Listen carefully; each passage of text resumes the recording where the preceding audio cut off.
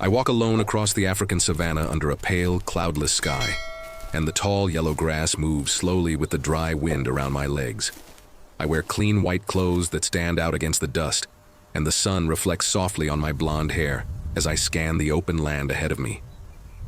The savanna feels calm, wide, and endless, with distant acacia trees breaking the horizon and birds circling far above. My steps slow when I notice something wrong in the middle of a shallow, darker patch of ground. The soil looks wet, unstable, and slightly sunken compared to the surrounding dry earth. In the center of this patch, a baby elephant is visible, small and young, with gray skin covered in mud and sand.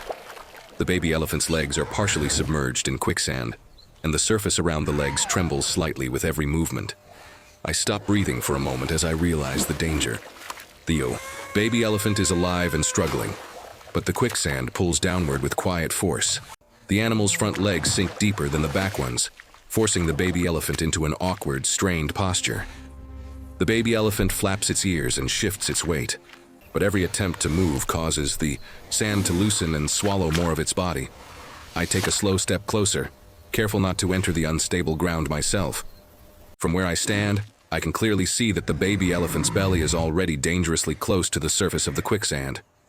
The animal lifts its head toward me, its eyes wide and alert, and its trunk moves weakly through the air, not making any sound, only signaling distress through motion. The savanna around us remains silent and indifferent, but the situation in front of me is urgent. The baby elephant is sinking, centimeter by centimeter, and time is no longer neutral. I understand in this moment that if nothing changes, the quicksand will continue pulling the baby elephant downward until escape is impossible. I remain standing at the edge of the danger zone, my white clothes bright against the earth, fully aware that this encounter is not accidental. The baby elephant does not move away. The baby elephant stays there, trapped, struggling, and waiting. I remain at the edge of the unstable ground, and I feel the pressure of time tightening around me, as clearly as the sand tightens around the baby elephant. The quicksand does not stop. It moves slowly but constantly, pulling the baby elephant lower with every second that passes. The surface ripples around the animal's body, dark and heavy, responding to gravity instead of mercy. The baby elephant shifts again, and this movement makes everything worse. The quicksand loosens beneath its weight, swallowing more of its chest and sides. The animal's posture changes as its front half sinks further, forcing its head to lift higher just to keep breathing. Mud slides along its skin, and the line where dry air meets wet sand climbs upward. I scan the savanna quickly, aware of my own limitations. I am alone. I carry no tools, no ropes, no machines. The ground around the quicksand looks deceptively solid, but I know one wrong step could trap me as well. I keep my distance, my boots planted on firm earth, my white clothes unmoving in the hot air. The baby elephant's movements grow less coordinated. Its legs are trapped too deeply now to push properly. Each attempt to free itself only causes the sand to vibrate and tighten, pulling the animal down another fraction. The belly presses into the surface, and the quicksand begins to wrap around the lower ribs.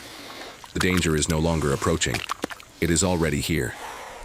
I feel the urgency rise inside me as the baby elephant's trunk lifts higher, stretching upward for balance rather than communication. The ears droop, heavy with mud. The animal's body trembles, not from cold, but from effort and fear. The quicksand does not rush. It waits, patient and relentless. I look again across the open African savanna, searching for any sign of help, any movement beyond the grass and distant trees. The landscape offers nothing. The sun continues its slow arc above, indifferent to what is happening below. The baby elephant sinks another small but terrifying amount. The quicksand now reaches firmly around the chest, and the animal's breathing farther under the baby elephant's front, creating a wider surface. The animal now has something to lean against. The chest rises slightly, just enough to ease the pressure. The breathing, still strained, becomes more regular for a moment. I raise my arms again and take a step back, guiding with my body rather than my hands. I encourage the baby elephant to shift weight forward, not upward, letting the sand release instead of fight. The animal responds slowly, inch by inch, pressing against the branch instead of struggling vertically. For the first time since I arrived, the baby elephant stops, sinking. The quicksand still holds tight, but it no longer wins uncontested. I stay exactly where I am. White clothes dusted now, blonde hair damp with sweat, watching closely. I know this is only the beginning of the rescue, but the balance has changed. The baby elephant is no longer alone against the ground. The balance does not last long, and I feel it change before I see it. The quicksand tightens again, slowly reclaiming what it paused to consider. The acacia branch creaks under pressure, sinking a little deeper as the baby elephant shifts its weight. The animal does not panic, but the ground does not care about calm. Gravity keeps working. The baby elephant slips forward unexpectedly, and the quicksand surges up around the chest and shoulders. The support weakens for a terrifying moment. The head jerks upward, the trunk stretching high as the body sinks just enough to steal air. This is the edge. One wrong reaction now will end everything. I react without rushing. I drop lower, spreading my weight completely, pressing my body flat against the firm ground. I extend the branch farther, forcing it deeper across the surface so it reaches beyond the softest zone.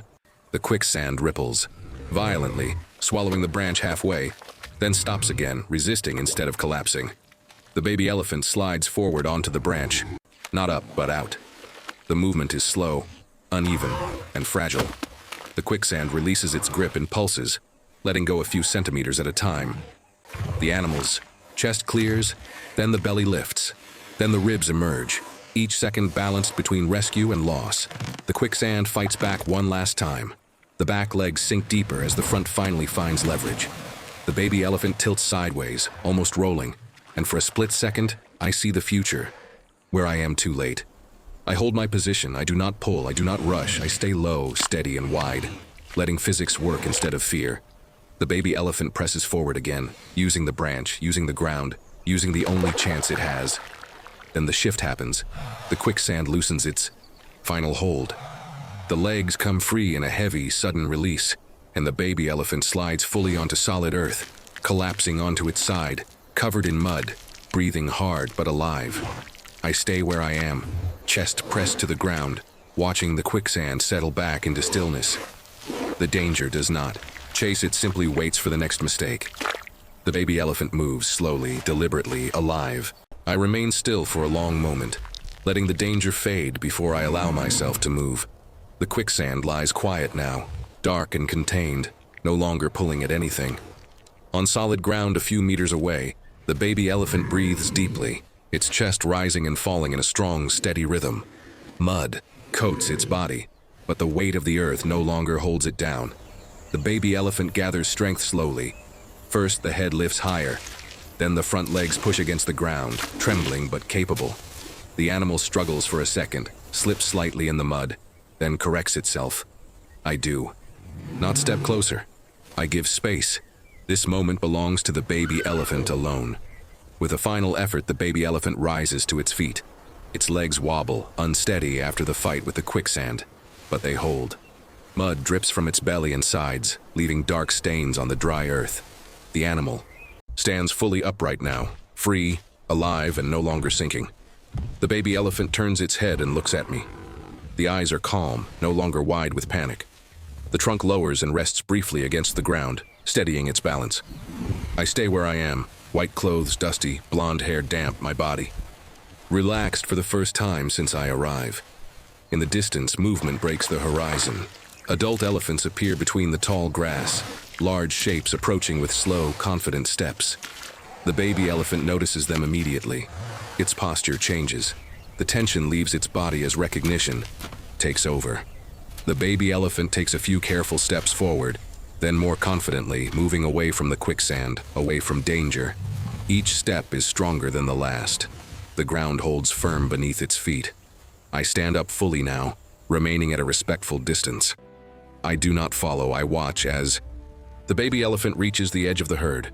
Large bodies close in gently, surrounding it, shielding it. The savanna feels whole again. The baby elephant does not look back. It does not need to. I turn away from the quicksand, from the danger, and walk back across the African savanna in silence. The wind moves the grass. The sun continues its path.